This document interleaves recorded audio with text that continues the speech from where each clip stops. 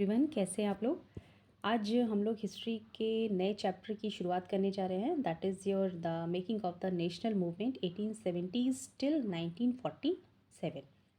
यानी अभी तक हम लोग हिस्ट्री में जो भी पढ़ते आए हैं, यानी अभी आपने पिछले जितने भी चैप्टर्स थे उसमें आपने देखा कि किस प्रकार ब्रिटिश हमारे देश में व्यापारी बन के घुसे और धीरे धीरे उन्होंने जो यहाँ पर बहुत चालाकी से हमारे राज्यों को राजाओं को परास्त करके जीतना शुरू किया।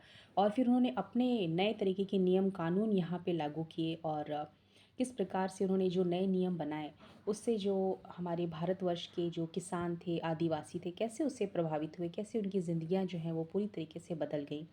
और 19वीं शताब्दी तक आते आते जो शिक्षा व्यवस्था थी उसमें भी अंग्रेज़ों द्वारा बहुत बड़े बड़े परिवर्तन किए गए।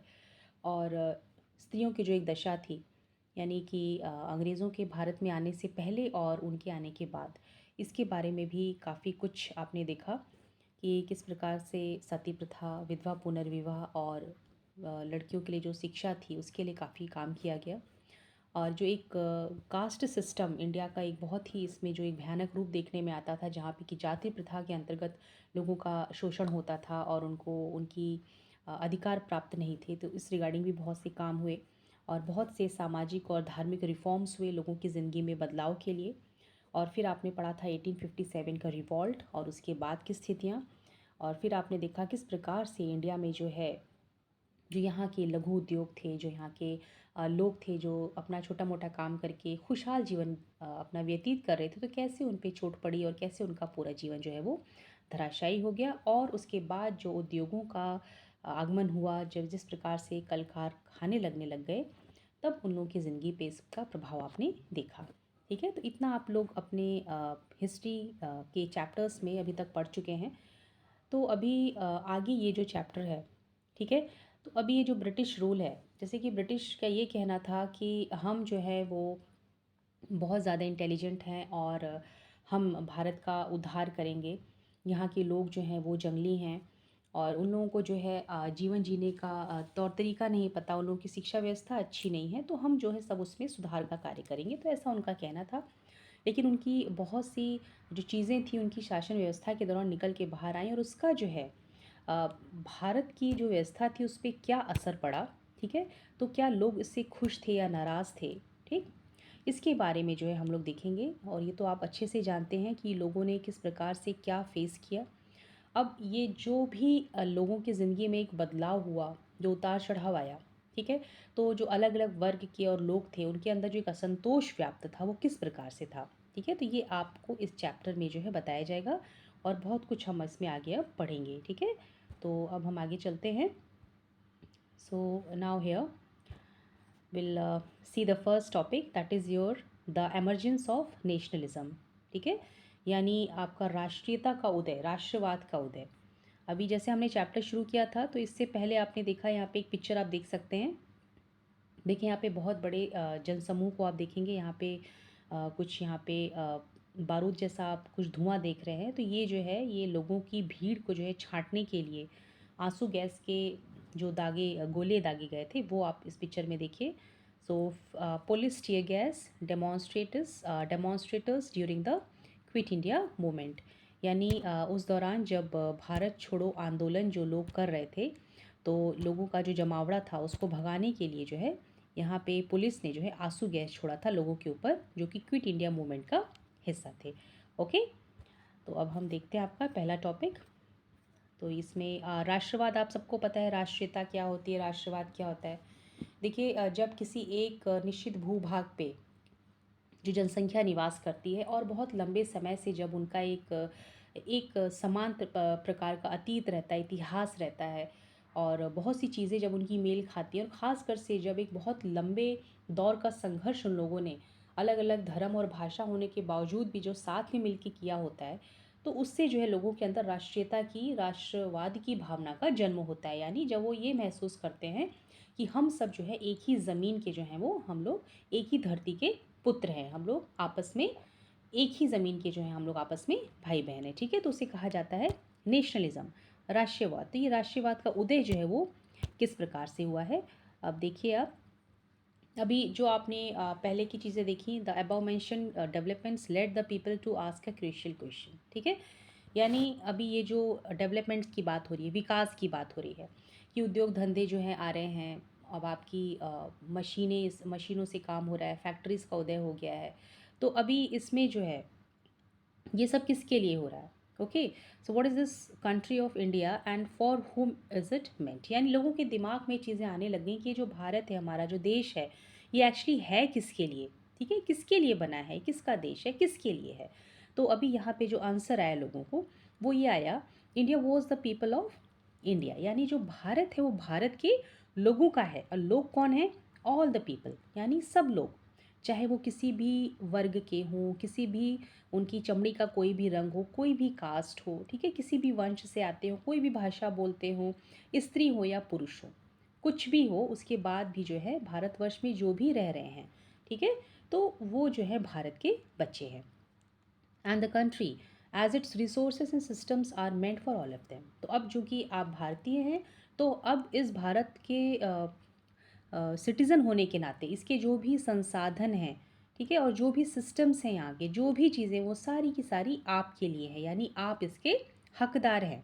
सो with this answer came the awareness that the British were exercising control over the resources of India and the lives of its people, and until this control was ended India could not be for Indians. ठीक है, अब जिस प्रकार से British बहुत लंबे समय से इंडिया पे शासन करते आ रहे थे, तो लोगों को इस बात का आभास हुआ कि ब्रिटिश जो हैं वो हमारे देश पे जो हमारे संसाधन हैं उसके ऊपर भी पूरी तरीके से लोगों का कब्ज़ा है, और हमारी ज़िंदगियों के ऊपर भी। और जब तक हम इनके इस कंट्रोल को ख़त्म नहीं कर देते, तब तक जो है भारत भारतीयों का कभी भी नहीं बन पाएगा। ठीक है, and now here see this consciousness, अब लोगों के अंदर जो ये चेतना थी ये कब जागी? So, this consciousness began to be cleared stated by the political associations formed after 1850, especially those that came into being in the 1870s and 1880s. तो कोई भी छोटी सी एक विचारधारा जो होती है, जो बात होती है, वो एक आंदोलन का रूप लेती है जब उसको एक नेता मिलता है। ठीक है, तो अब ये जो लोगों के अंदर चेतना जाग रही थी, तो इसमें जो है जो आपके राजनीतिक दल थे उनका बहुत बड़ा हाथ था। स्पेशली 1850 के बाद जो भी राजनीतिक दल बने थे, ठीक, यानी 1870 से 1880 के बीच में, ठीक है, इनका बहुत बड़ा रोल था इसमें। So most of these were led by English educated professionals such as lawyers. ठीक, अब देखिए सबसे बड़ी भूमिका थी इसमें लॉयर्स की, क्योंकि ये लोग जो हैं ये ऐसे प्रोफेशनल्स थे जो कि अंग्रेजी माध्यम से पढ़े हुए थे।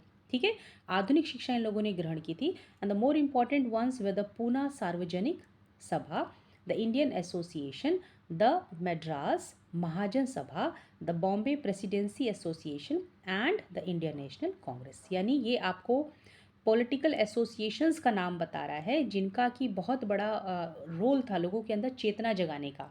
ठीक है, कि आप भारत के सिटीज़न तो हैं, लेकिन आप वास्तविकता में तब भारत नागरिक कहलाएंगे, तब आप इसके संसाधन पे आपका अधिकार होगा जब आप यहाँ से ब्रिटिश शासन का अंत कर देंगे। ठीक है, तो यहाँ पे आप देखिए अलग अलग प्रकार के एसोसिएशंस का नाम दे रखा है यहाँ पे। तो पहले हमने देखा आपका Poona Sarvajanik Sabha, then Indian Association, excuse me, the Madras Mahajan Sabha, the Bombay Presidency Association and the Indian National Congress. ठीक है, अब देखिए अब यहाँ पे जो आपका नाम निकल के आया है, द नेम पूना सार्वजनिक सभा। ठीक है, अब ये जो पूना सार्वजनिक सभा है, इसका जो लिटरल मीनिंग है किसका? सार्वजनिक का। ठीक है, सार्वजनिक, सर्व, ठीक है, it is for all the people, यानी सार्वजनिक मतलब जो सबके लिए हो, दैट इज सर्व मतलब ऑल प्लस जनिक। ठीक है, यानी जो सबका है, किसका? सब लोगों का, तो इसका मतलब हो गया सार्वजनिक। दो many of these associations functioned in specific parts of the country, their goals were stated as the goals of all the people of India, not those of any one region, community or class. अब जैसे कि आप देख रहे हैं कि ये जो आपके एसोसिएशंस थे बम्बई में बने थे, मद्रास में बने थे, ठीक है, और आपका पूना में ये फॉर्म हुए थे, तो ये अलग अलग रीजन से बिलोंग करते थे। लेकिन अब हम ये नहीं कहते हैं कि ये इस पर्टिकुलर रीजन में बने थे तो सिर्फ उस रीजन के लिए काम करेंगे, नहीं, ये अलग अलग रीजन से ज़रूर बने थे, लेकिन इनका जो काम था वो था कि वो उन लोगों को सब लोगों के लिए काम करना है, that the people should B, ठीक है, सोवेरीन, है ना। उनका उद्देश्य क्या था कि लोगों को हमको क्या करना है, सोवेरीन बनाना है। सोवेरीन मतलब इंडिपेंडेंट, यानी जहाँ पे कोई बाहर से आके आपके ऊपर शासन ना करे। ठीक है, तो अब देखिए सबसे इंपॉर्टेंट चीज़ यहाँ पे क्या है, these political associations were formed in the different parts of the India, different parts of India, and they belong to the people who were speaking different languages or following different religions, but still they were working for all the people of the India. Okay, और उनका जो M था, उनका जो एक लक्ष्य था, वो था आपका भारत के लोगों को सोवेरीन बनाना। आप यहाँ भी देख सकते हैं, सोवेरीन का मतलब आपके बुक में दे रखा है, the capacity to act independently without outside interference, यानी जहाँ पे कि आप अपना जीवन निर्वाह करते हैं स्वतंत्रता के साथ, यानी जहाँ कोई बाहर से आके आपके ऊपर शासन नहीं करता, उसे कहा जाता है sovereign. A modern consciousness and a key feature of nationalism. ठीक है, तो सोवेरीन क्या है, ये आपका आधुनिकता का एक बहुत बड़ी विशेषता है। ठीक है, किसकी विशेषता, राष्ट्रीयता की, यानी जहाँ पे आप नेशनलिज्म का हम नाम लेंगे तो वहाँ का सबसे की फीचर आपका कहलाएगा sovereign. In other words, they believe that the Indian people should be empowered to take decisions regarding their affairs. अब इन लोगों का ये भी कहना था कि भारतीयों को पूरा ये अधिकार होना चाहिए कि उनके देश में जो भी मुद्दे चल रहे हैं, जो भी बातें हो रही हैं, जो फैसले लिए जा रहे हैं, उसमें उन लोगों का बराबर का रोल जो है वो होना चाहिए, यानी वो फैसले लें, अपने से फैसले लें। Okay, so now the dissatisfaction with the British rule intensified in the 1870s and 1880s। अब देखिए, असंतोष तो बहुत पहले से चला आ रहा था। ठीक है, ये कोई नई बात तो थी नहीं। आप पढ़ चुके हैं कि किस प्रकार से लोगों ने जो है राजाओं के राज्य पे उल्टी सीधी नीतियाँ लागू की, है ना। उन लोगों का जो राज्य हड़प की नीति लागू की। ठीक है, और अलग प्रकार से जो इन्होंने बच्चा गोद लेने के बाद कहा कि आपका पुत्र या पुत्री नहीं है तो फिर भाई हम आपका राज्य हड़प लेंगे। ठीक है, और बहुत सी ऐसी चीज़ें थी इसमें, बहुत से रेवेन्यू के सिस्टम इन लोगों ने लागू किए थे, और जिस प्रकार से लोगों ने फॉरेस्ट लॉज लागू किए थे, तो ऐसे बहुत से काम इन लोगों के थे कि लोग पहले ही क्या थे, इन लोगों की वजह से असंतोष से भरे थे। लेकिन ये चीज़ें और ज़्यादा ख़राब हो गई आपकी 1870s और 1880s के बीच में। ठीक है, तो इन लोगों ने, क्योंकि इस दौरान भी ऐसे बहुत से कानून बनाए, तो पहला कानून इन लोगों ने जो बनाया था वो था आपका द आर्म्स एक्ट, और ये आपका पास हुआ था 1878 में। ठीक है, तो अभी आर्म्स एक्ट क्या था, आर्म्स एक्ट इन्होंने बनाया और इसके तहत इन लोगों ने कहा कि कोई भी भारतीय जो है वो अपने साथ हथियार नहीं रख सकता। ठीक है, यानी किसी भी भारतीय को हथियार रखने का अधिकार नहीं है। तो ये इन लोगों ने कहा आर्म्स एक्ट के तहत, जो कि पास हुआ था 1878 में। और उसी साल फिर इन लोगों ने एक नया कानून लागू किया, उसको इन लोगों ने नाम दिया द वर्नेक्युलर प्रेस एक्ट। ठीक, अब ये क्यों बनाया गया था, वर्नेक्युलर प्रेस एक्ट का मतलब था कि जो भी सरकार के खिलाफ कुछ बोलेगा या लिखेगा, उसको जो है उसके ऊपर फिर एक्शन लिया जाएगा। ओके, जो भी गवर्नमेंट को क्रिटिसाइज करेगा, यानी ब्रिटिश कुछ भी करे, आपको उसकी आलोचना करने का अधिकार नहीं है। तो ये था आपका vernacular press act. Okay, so the act allowed the government to confiscate the assets of newspapers, including their printing press, if the newspapers published anything that was found objectionable. ठीक है, तो अब इस एक्ट ने जो है सरकार को पूरा अधिकार दे दिया कि कोई भी अगर अखबार है जो आपकी नीतियों के खिलाफ कुछ छाप रहा है, कुछ बोल रहा है, तो आपको पूरा अधिकार है कि आप उस अखबार के दफ्तर को, उसके हर सामान को और उसके प्रिंटिंग प्रेस तक को, मतलब हर चीज़ आप क्या कर सकते हैं, जब्त कर सकते हैं, उसको आप अपने अधिकार में ले सकते हैं अगर आपको लगे कि लोगों ने कुछ ऐसा लिखा है जो कि आपके हिसाब से ठीक नहीं है। ओके, सुनाओ 1833 में क्या हुआ, 1883 में there was a furore over the attempt by the government to introduce the Ilbert bill. अब देखिए, एक नया चीज़ इन्होंने यहाँ पे एक नया चीज़ लागू किया था, उसका नाम था आपका इल्बर्ट बिल। अब देखिए इल्बर्ट बिल क्या था, सुनाओ हियर, इल्बर्ट बिल के तहत जो है, अब इसमें लोगों ने क्या किया था, it has provided for the trial of British और यूरोपियन पर्सनस बाय इंडियंस।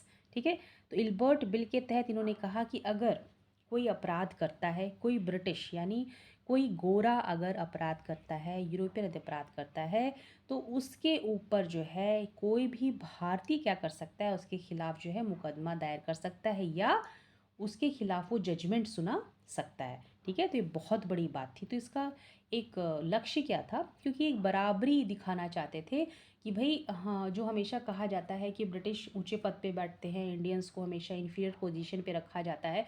तो इस इल्बर्ट बिल के तहत इन लोगों ने ये इंट्रोड्यूस करने की कोशिश की, they wanted to show the equality between British and Indian जजेस इन द कंट्री। मतलब अब जज अगर कोई भारत में भारतीय नागरिक बनता है या ब्रिटिश बनता है, ठीक है, तो अगर कोई अपराधी यूरोपियन है और जज आपका भारतीय है तो वो उसके खिलाफ जो है फैसला सुना सकता है। लेकिन इसका बहुत बड़ा विरोध किया गया, ठीक है। जो भी गोरे थे उन्होंने इस बात को स्वीकार नहीं किया। वाकई क्यों स्वीकार करेंगे भाई, जब वो कहते हैं कि इंडियंस जंगली हैं, असभ्य हैं, तो भाई वो कैसे ये देख सकते हैं कि वो आपके ऊपर जज करे, ठीक है, वो किसी बात का फैसला सुना सके। तो उन्होंने इसका बहुत बड़े पैमाने पे विरोध किया और इतना ज़्यादा इसका विरोध हुआ कि गवर्नमेंट को आखिरकार क्या किया, उस बिल को उन्होंने क्यों वापस लेना पड़ गया। ओके, नाउ इसका क्या परिणाम हुआ कि अब भारतीयों के ऊपर इसका बहुत ही विपरीत प्रभाव पड़ा। भारतीयों को बहुत बुरा लगा। उनको लगा कि क्यों भाई, ऐसा क्यों नहीं हो सकता है कि हम इनके खिलाफ जो है फैसला सुना सकें। तो इससे भारतीय नाराज़ हो गए। So the event highlighted the racial attitudes of the British in India. तो इससे साफ हो गया कि जो अंग्रेज़ थे वो किस प्रकार का भेदभाव की नीति जो इंडिया में वो चला रहे थे, ठीक है। तो अभी जो मैंने आपको जितने एक्ट यहाँ पे भी बताए हैं ये आपके लिए बहुत बहुत ज़रूरी है।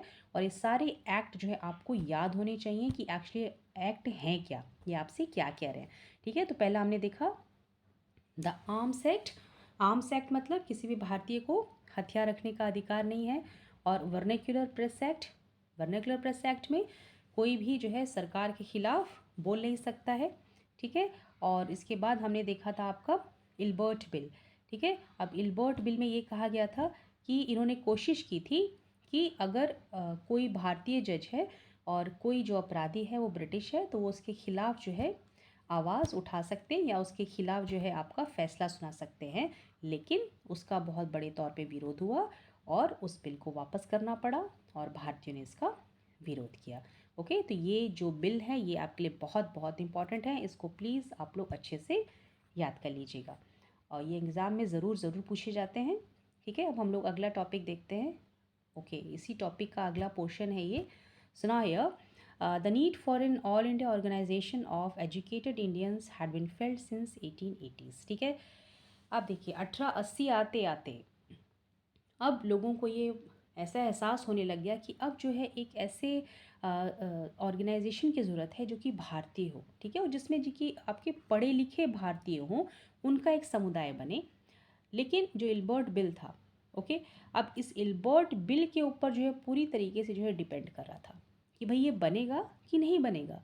तो अब इसके तहत देखिए the Indian National Congress was established when 72 delegates from all over the country met at Bombay in December 1885, ठीक है, ये भी बहुत इंपॉर्टेंट है। अब आपकी राष्ट्रीय जो आपका दल था भारतीय कांग्रेस का, इंडियन नेशनल कांग्रेस, इसकी स्थापना हुई थी जब आपके 72 प्रतिनिधि पूरे देश से आए थे, ठीक है। और इनकी जो मीटिंग हुई थी वो बम्बई में हुई थी दिसंबर 1885 में। ये क्वेश्चन भी बहुत बहुत इंपॉर्टेंट है। When was the Congress formed? So Congress, National Congress was established in year 1885 in the month of December in Bombay. Okay, अब देखिए इसमें जो आपके नेता थे Dadabhai Naoroji, Pherozeshah Mehta, Badruddin Tyabji, WC Bonnerjee, Surendranath Banerjee, Romesh Chunder Dutt, S Subramania Iyer, among others were largely from Bombay and Calcutta.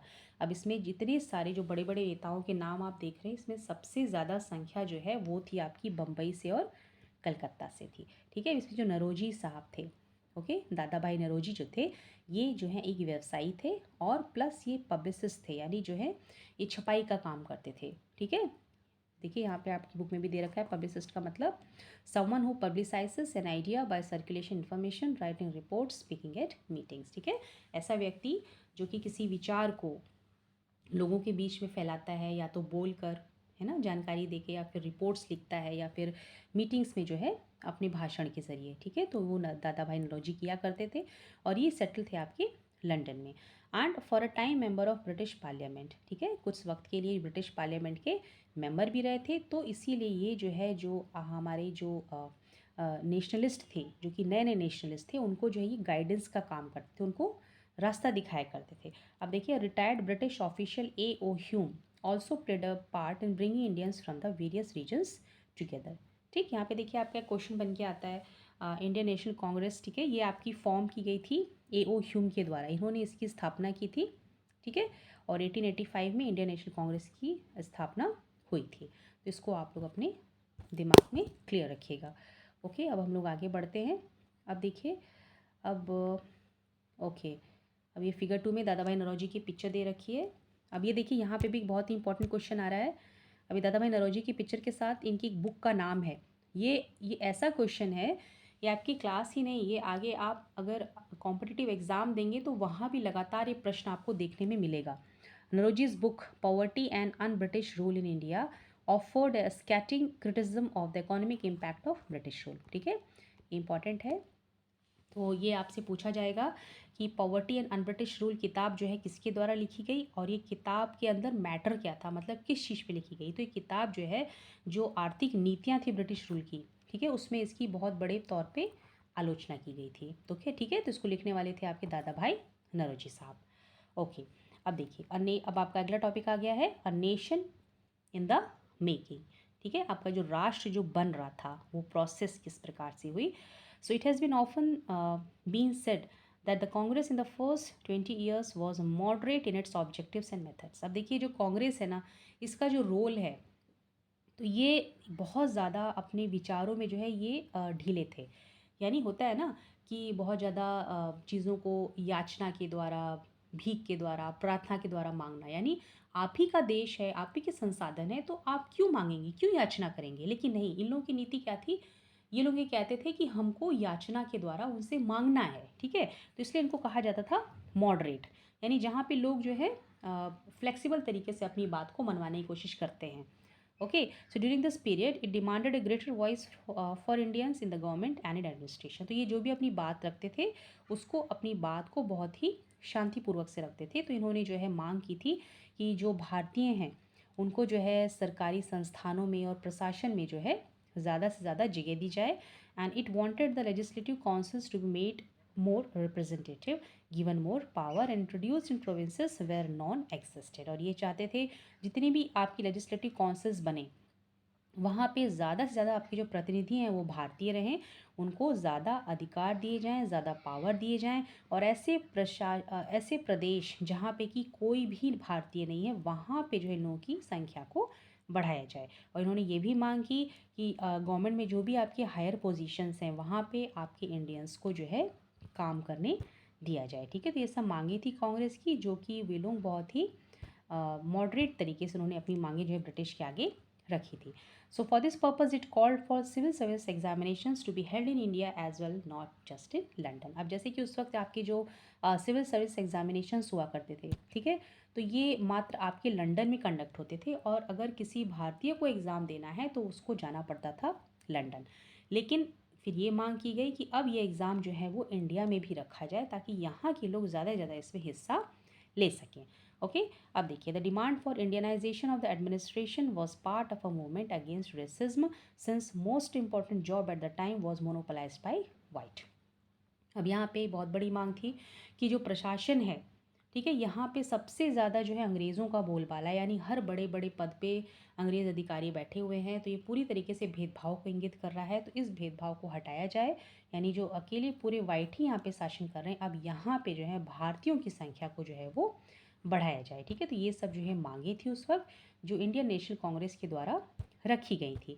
अब देखिए, the British generally assumed that Indians could not be given positions of responsibility. ठीक, अब इतनी मांगे तो की जा रही थी, लेकिन ब्रिटिश क्या इसको मानते, बिल्कुल नहीं मानते। क्यों? क्योंकि भारतीयों के प्रति उनका नज़रिया ही ऐसा था, क्योंकि वे सोचते थे कि भारतीय जो है उनके अंदर इतनी कैपेसिटी नहीं है, इतनी काबिलियत नहीं है कि वो इतने बड़े पदों पे जिम्मेदारी को संभाल सकेंगे। ठीक है, तो ब्रिटिश जो है कभी भी इस बात के लिए राज़ी होने को तैयार नहीं थे। Since British officers were sending a major part of their large salaries home, Indianisation it was hoped would also reduce the drain of wealth to England. देखिए, सबसे बड़ी जो एक चीज़ थी अंग्रेज़ों की, वो थी पैसा, यानी हर चीज़ में इनकी जो है ना चीज़ कहीं ना कहीं जाके पैसे से ही जुड़ती थी।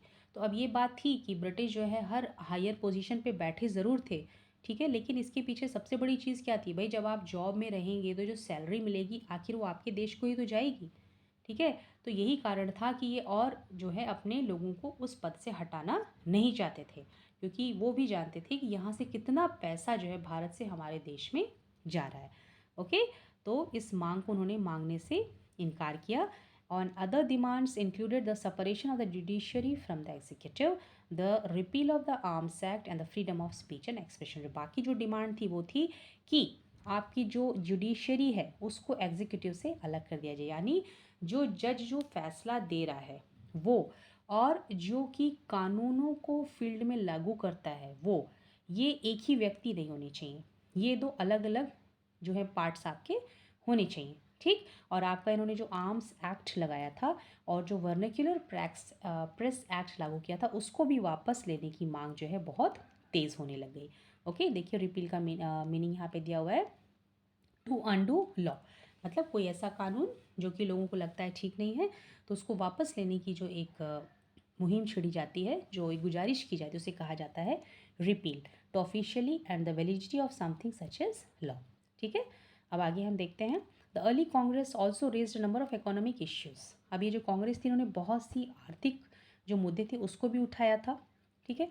अब ये कांग्रेस का ये कहना था कि जो ब्रिटिश रूल है, यानी अंग्रेज़ों के शासन के अंतर्गत अगर भारत ने कुछ देखा तो वो देखा उन्होंने गरीबी, भूखमरी, और आपका जो लैंड रेवेन्यू है उसमें बहुत ज़्यादा बढ़ोतरी, ठीक, जिसकी वजह से हमारे जितने भी किसान हैं, ज़मींदार हैं, वे सारे के सारे पूरी तरीके से गरीब हो गए, वे ज़मीन पे आ गए।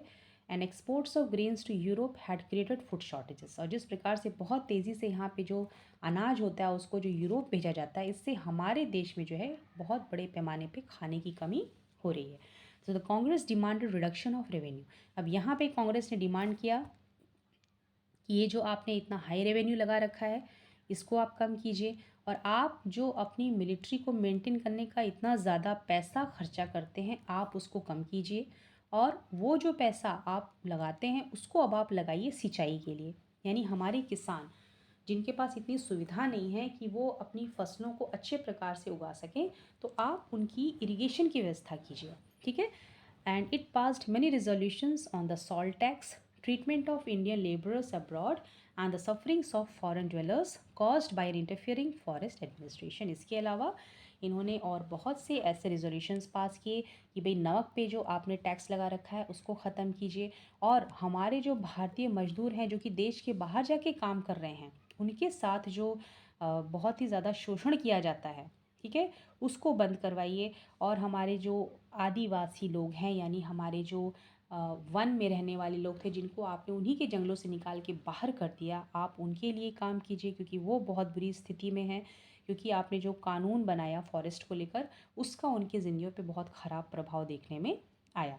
So all this shows that despite being a body of educated elite, the Congress did not talk only on behalf of professional groups, zamindars और इंडस्ट्रीज। तो यहाँ पे आपको ये दिखाने की कोशिश की जा रही है कि जो कांग्रेस थी वो बनी तो थी ऐसे लोगों से जो कि बहुत बड़े बड़े पढ़े लिखे लोग थे, ठीक है, उनका बैकग्राउंड बहुत ज़्यादा धनाढ़ था, अच्छे वर्ग से लोग आते थे, लेकिन इसका मतलब ये नहीं था कि वो सिर्फ बड़े बड़े लोगों के लिए काम करें, ठीक है।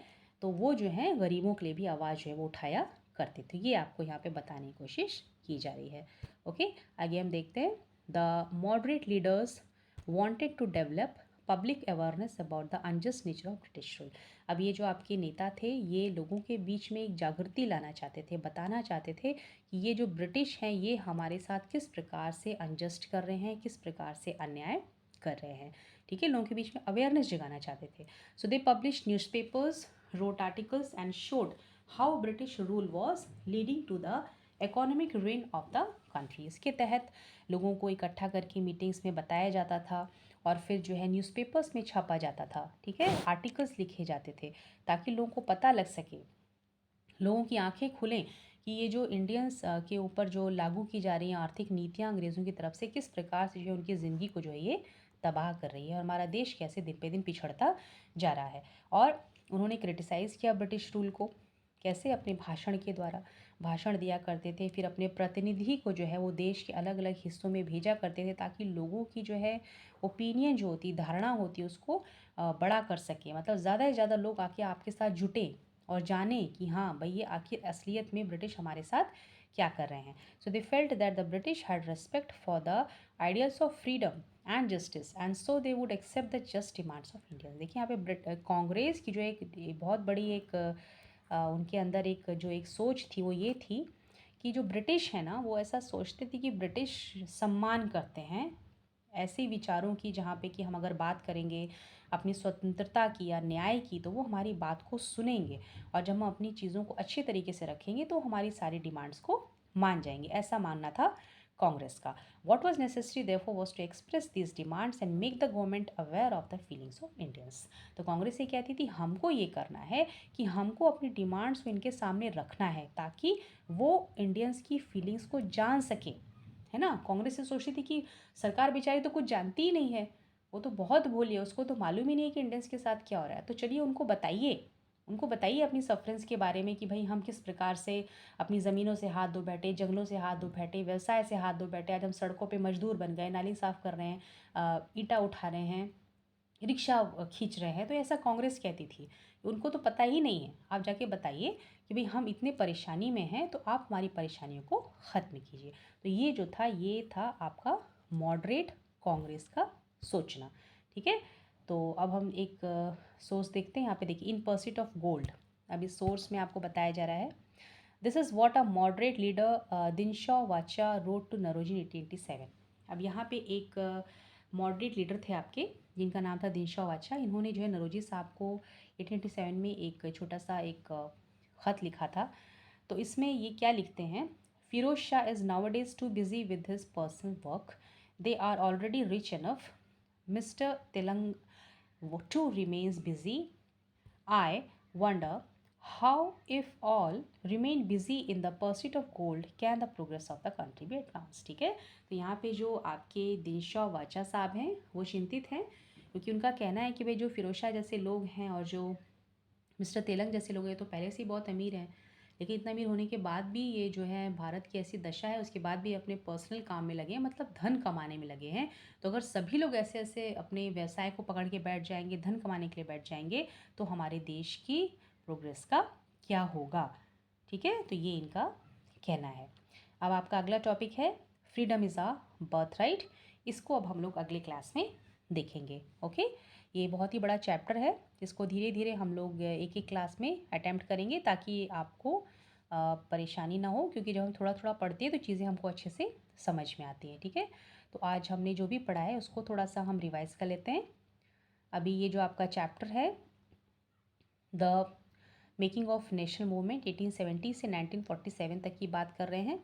ठीक है, तो अभी आपने पूरा देख लिया, ब्रिटिश हमारे देश में घुसे, उसके बाद से जो हमारे लोगों का एक विनाश हुआ, उद्योगों का, धंधों का, उनकी ज़िंदगियां जैसे तबाह हुई, उसके बाद जो इंडस्ट्रियलाइजेशन शुरू हुआ, जो कल कारखाने आए, ठीक, उसके बाद फिर आपका जो राष्ट्रीयता के उदय हुआ, लोगों के अंदर जो एक राष्ट्रवाद की भावना आई, ठीक, तो उसको इन्होंने बताने की कोशिश की। इसमें आज आपने पढ़ा कि यहाँ पे लोगों के अंदर एक जागृति आ रही थी कि भाई अगर भारत हमारा देश है और हम भारतीय हैं तो भाई एक्चुअली अगर वाकई हम हमारा देश है तो इसकी जो रिसोर्सेस हैं वो कहाँ जा रहे हैं, और जो स्वतंत्रता है अगर वो हमारे लिए तो वो हमको क्यों नहीं मिल रही है।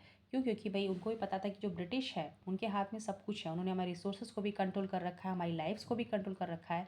तो जब तक कि हम उनके कंट्रोल को ख़त्म नहीं करेंगे तब तक भारत हमारा होने के बाद भी हमारा नहीं रह सकता है। ठीक है, तो ये जो जागृति लोगों की बीच में आई ये बहुत बड़े तौर पे फैली, और इसको फैलाने में बहुत बड़ा योगदान था आपका बड़े बड़े पॉलिटिकल एसोसिएशंस का।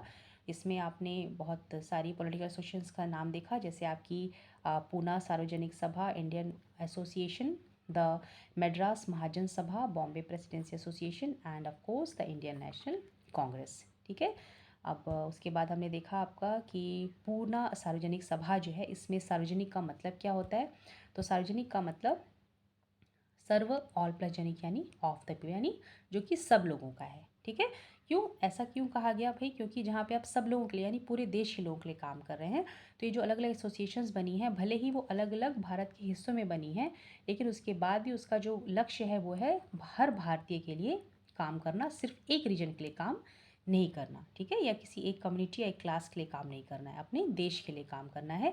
और उनका एक ही विचार था, जो लक्ष्य था वो था कि लोगों को सोवरेन बनाना है। सोवरेन मतलब उनके ऊपर भारत से ऊपर भारत में अंदर आके कोई बाहर से आपके ऊपर जो है शासन ना करे, आप अपने खुद शासनकर्ता बने, अपने देश को आप खुद चलाएं और जो भी डिसीजंस लिए जाएं उसमें आपका बराबरी का अधिकार हो, ठीक है। अब जो भी ब्रिटिश लोगों ने इंडिया में घुसने के बाद किया उससे लोग बहुत ज़्यादा असंतोष से भरे थे, लेकिन उसके बाद उन्होंने जो आर्म्स एक्ट लागू किया, फिर वर्नाक्युलर प्रेस एक्ट लागू किया, इल्बर्ट बिल लागू किया, ठीक है। तो आर्म्स एक्ट में कहा कि आप हथियार नहीं रख सकते, फिर आप सरकार के खिलाफ कुछ बोल नहीं सकते, लिख नहीं सकते, और फिर कोई भी ऐसा भारतीय नहीं है जो कि किसी ब्रिटिश के खिलाफ कोई फैसला सुना सके। तो इन सब चीज़ों का बहुत ही गलत प्रभाव पड़ा और लोगों ने इसका विरोध किया। अब उसके बाद लोगों को ऐसा लगने लग गया कि भाई हमारी भी एक ऑर्गेनाइजेशन बननी चाहिए जहाँ पे कि पढ़े लिखे इंडियंस उसको लीड करें, ठीक। उसके बाद आपकी 1885 में बॉम्बे में आपकी इंडियन नेशनल कांग्रेस की स्थापना होती है, ठीक। और इसमें बहुत से आपके बड़े बड़े नेता थे, ठीक है, उनका रोल था। और आपकी वो ह्यूम की जो है इंडियन नेशनल कांग्रेस की स्थापना में बहुत बड़ी भूमिका मानी जाती है, ठीक है। And now next we have seen your a nation in the making. तो यहाँ पे आपको कांग्रेस के बारे में बताया गया है कि जो कांग्रेस थी एक्चुअली वो किस विचारधारा के तहत काम करती थी।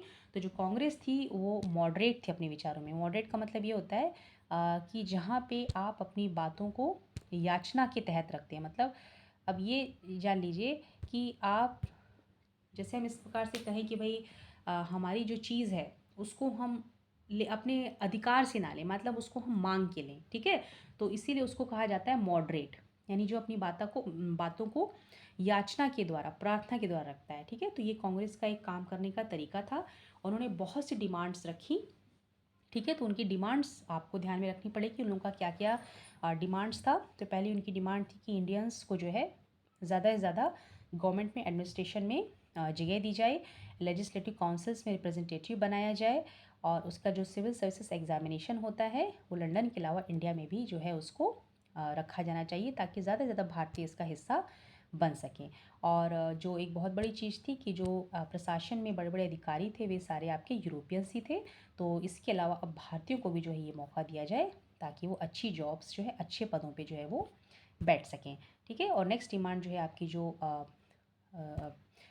आपकी कांग्रेस ने रखी थी, उनका ये कहना था कि भाई अब जो आपकी जो इंग्लैंड के लोग हैं, चूँकि वो बड़े बड़े पदों पे बैठे हैं, सैलरीज भी उठा रहे हैं और वो अपने देश में भेज रहे हैं, तो अगर हमारे भारतीय रहेंगे तो हमारे देश की जो करेंसी हमारे देश में बनी रहेगी। लेकिन अंग्रेज़ों को ये मंजूर नहीं था। और उसके अलावा फिर और डिमांड रखी कि आपने जो एक आर्म्स एक्ट बनाया है, वर्नाक्युलर प्रेस एक्ट बनाया है, उसको आप दोबारा से वापस ले लीजिए, ये हमको स्वीकार नहीं है। और जुडिशरी को जो एग्जीक्यूटिव से अलग किया जाए, ओके। फिर ऐसी बहुत से आर्थिक मुद्दे कांग्रेस ने उठाए, ठीक है। कांग्रेस का ये कहना था कि आपने जो भी आर्थिक नीतियां आज तक बनाई हैं उन नीतियों की वजह से भारत में सिर्फ गरीबी आई है, भूखमरी आई है। और आपने जितने ज़्यादा बर्बर तरीके से यहाँ पे लैंड रेवेन्यू लोगों से वसूला है, तो यहाँ पे भारतीय जो किसान है, जो गरीब मजदूर है, ज़मींदार है, पूरी तरीके से जो है वो प्रभावित हुए हैं। इससे उनकी ज़िंदगियाँ जो है वो पूरी तरीके से ख़राब हो गई हैं। और आप जैसे हमारे यहाँ से अनाज अपने देश में भेज देते हैं तो लोगों को जो है यहाँ पे अनाज नहीं मिल रहा है, मतलब हमारे ही किसान अनाज उगा रहे हैं, उन्हीं लोगों को खाने को नहीं मिल रहा है। और ये कहा कांग्रेस ने कि अब रेवेन्यू को आप कम कीजिए, और आप जो विश्व विजय पे निकले हैं, यानी अंग्रेज़ों को लड़ने का बहुत शौक था, यूरोपियंस को लगता था कि हम पूरे विश्व में जो है अपना पताका लहरा लें, हम सबके ऊपर शासन करें। तो लड़ाई लड़ाई झगड़े बहुत करते थे। लड़ाई झगड़े का मतलब हर द्वीप पे, हर देश पे जाके जो है ये लोगों को अपना गुलाम बनाते थे। तो इसमें जो है इनको लड़ाइयाँ लड़नी होती थी, तो इनको पैसा बहुत लगता था। तो ये पैसा जो है इनकी जेबों में कहाँ से आता था? उन लोगों के ज़रिए से आता था जिसके देश में जाके ये लोग अपना कब्ज़ा जमाते थे। तो ये कहा गया कि आप इस सैन्य शक्ति जो है ना आपकी, इस पे जो पैसा खर्चा कर रहे हैं उसको कम कीजिए और इसको हमारे किसानों पे खर्चा कीजिए ताकि वो अपनी सिंचाई को इम्प्रूव कर सकें, ओके। और फिर आपने जो नमक कानून बना रखा है, नमक पे टैक्स लगा रखा है, उसको आप ख़त्म कीजिए। और हमारे भारतीय लोग जो विदेश में गए हैं काम करने, उनके साथ बहुत बुरा व्यवहार होता है, तो उसके लिए काम किया जाए। और जो हमारे जंगल के लोग हैं, आदिवासी, जिनको आपने उन्हीं के जंगलों से लताड़ दिया है, बाहर कर दिया है, उनके लिए कुछ किया जाए, ओके। और उसके बाद ये जो कांग्रेस थी उसके बारे में कहा गया है कि जो भाई कांग्रेस है उसमें पढ़े लिखे लोग थे, अच्छे वर्गों के थे। उसके बाद भी जो है ऐसा नहीं था कि ये सिर्फ ज़मींदारों के लिए, प्रोफेशनल ग्रुप्स और इंडस्ट्रीज के लिए बोलते थे, वो गरीबों के लिए भी आवाज़ बराबर उठाया करते थे। ओके, अब यहाँ जो आपके मॉडरेट लीडर्स थे, लोगों के बीच में जागृति लाने के लिए उन्होंने जो है लोगों को बताना शुरू किया न्यूज़पेपर के द्वारा, आर्टिकल्स के द्वारा, ठीक है, कि भाई किस प्रकार से ब्रिटिश रूल की आर्थिक नीतियाँ आपको बर्बाद कर रही हैं। और वो भाषण दिया करते थे, अपने प्रतिनिधि जो हैं देश के अलग अलग हिस्सों में भेजा करते थे ताकि लोग जो है जनमत इकट्ठा कर सकें। और वे कांग्रेस, देखिए ये एक बहुत इंपॉर्टेंट चीज़ है, ठीक है, ये भी एग्ज़ाम में आती है कि एक्चुअली मतलब कांग्रेस, क्या कारण था कि कांग्रेस इतनी झुकी रहती थी। इसलिए कांग्रेस का ऐसा मानना था, ठीक है, उनकी आंखों पे जो पट्टी बंधी थी वो इस तरह की पट्टी थी कि अगर हम मतलब वो सोचते थे कि जो ब्रिटिश है ना वो बहुत ही सम्मान देते हैं स्वतंत्रता और न्याय के विचारों को। तो अगर हम अपनी डिमांड्स को बहुत ही अच्छे तरीके से उनके सामने रखेंगे तो वो जो है इस बात को समझेंगे और उसके बाद वो हमारे लिए काम करेंगे, ठीक है। तो ये जो है कांग्रेस का मानना था और इसी के तहत जो है आपकी कांग्रेस जो है वो काम किया करती थी। ओके, तो आज के लिए बस इतना ही और अगली क्लास में हम लोग अपना नया टॉपिक उठाएंगे, that is your freedom is our birth right, यानी स्वतंत्रता हमारा जन्मसिद्ध अधिकार है। और आप सबको पता है कि ये स्लोगन किसने दिया था। एनी हाउ, तो अगली क्लास में हम फिर से कंटिन्यू करेंगे। So till then you revise, summarize, and we'll meet again in the next class. Till that time, see you.